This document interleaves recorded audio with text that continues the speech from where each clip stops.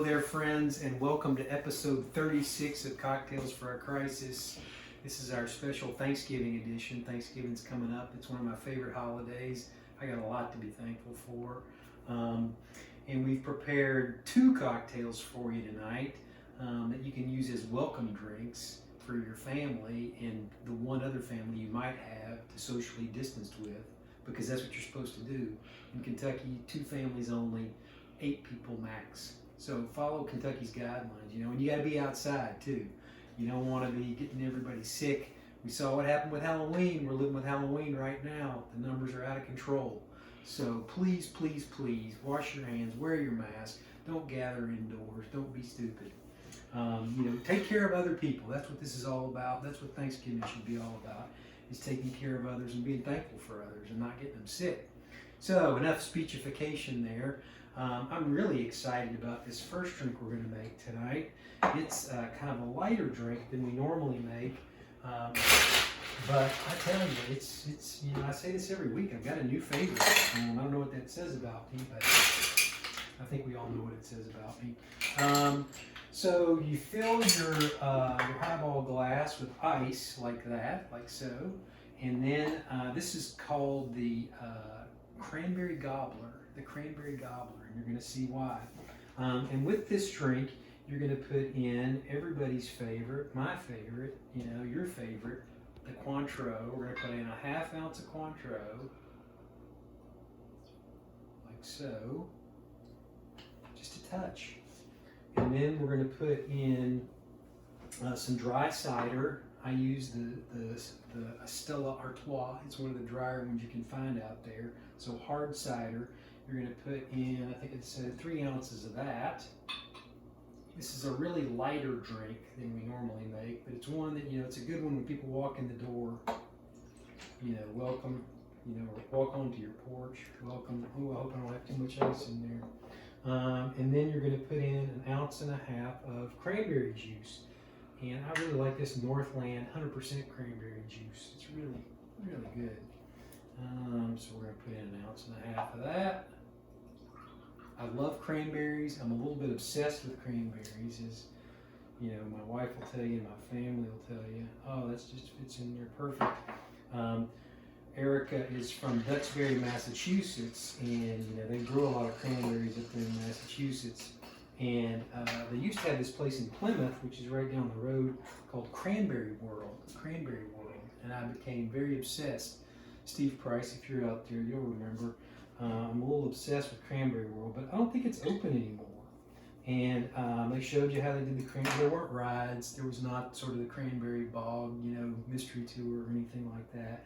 It was mostly sort of a museum about how, cranberries were grown. And when I was a kid, and in my family, they'll all remember this, one of our traditions for Thanksgiving is to have cranberry sherbet. We always had this cranberry sherbet on the side, and it's sort of a sorbet kind of thing, yeah. And so it's one of the main memory I have of Thanksgiving growing up is this cranberry sherbet, and we always make it. And those of you who we know, we've lived all over, when we have sort of Friendsgiving, sort of our friends getting together for Thanksgiving, we'd always have that. So yeah, 1.5 ounces of cranberry juice, 3 ounces of dry cider, ½ ounce of Cointreau or your favorite orange liqueur. And I'll tell you, friends, this is a really wonderful drink. You put some lime in there too, Rob? And I garnished it with a lime just to give it a little zip. Thanks. My producer's been extra helpful. When we were thinking about the names for these drinks tonight, we rejected some. The Pilgrim's Pleasure, the Turkey Tickler, I think was one. We just decided, this is a family show, and those might, go in areas that we didn't want to go. But I think we've got a good one with the Cranberry Gobbler. And this, I tell you, you're going to like this when your guests, and once the COVID's over, this is one you're going to want to remember. That is a good one. All right, now the next one is good. I'm not quite as excited about it, but it's good. And this one, we're going to ask you to name for us because we couldn't come up with a good name. So, in the what do you call it? The reactions, the responses, the comments. Yeah, the comments. We'd like for you to name the drink for us. It's got a specialty sort of ingredient ginger syrup. Ginger syrup. And so to make ginger syrup, basically I think I wrote it down. You're gonna take 2 cups of water, a cup of sugar, and then a half a cup of fresh ginger. You peel it, you chop it up really fine, and you heat it up on medium, and you kind of let it simmer for 20 minutes. You let it cool, and then you strain it through a cheesecloth to get all that ginger stuff out. But if you're a fan of ginger, it's a good thing to have on hand. You can put it in tea, you can put it in this drink we're about to make and name, and it's quite tasty. So you're going to put in. We decided to only put in a teaspoon. We experimented a lot with this one. You can probably tell I've been experimenting today. A teaspoon of the ginger syrup, the recipe I just gave you. We played with rye. Rye not so good at this. Erica had a little gag reflex there. It was not good. 2 ounces of bourbon.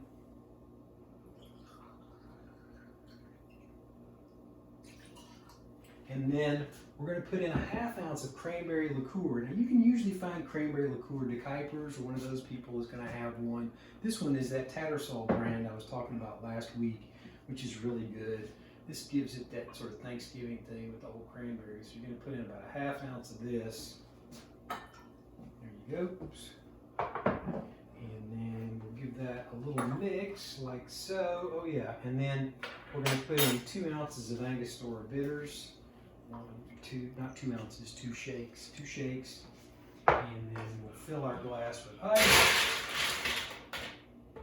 Building this one in glass. Because if this is kind of a welcome drink, you want to make it kind of easy to put together, not too hard to put together. As your one family group of guests that's coming with, that doesn't take your total over 8. Can you also welcome yourself? You can welcome yourself. That's true. I think you can't welcome people enough. And then we've got this orange peel. We're going to put on there.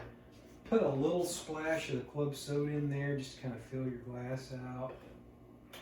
Stir that around. And then we're going to express the orange peel over there, get those oils in there. Pop that in there like that. And oh my gosh, I have so much to be thankful for. Like a lot of people, this whole situation that we're in right now is really hard, and I'm lucky. But there are weeks, and this was a week for me that was really hard. And I'm thankful for all the friends I have at WKU who helped me through this week. I'm very thankful for my kids. I'm most thankful for Erica and all the support she gives me. And I'm thankful for all of you because I get a lot of joy doing these things, and hopefully you're getting a little joy out of them too. Happy Thanksgiving. I love you.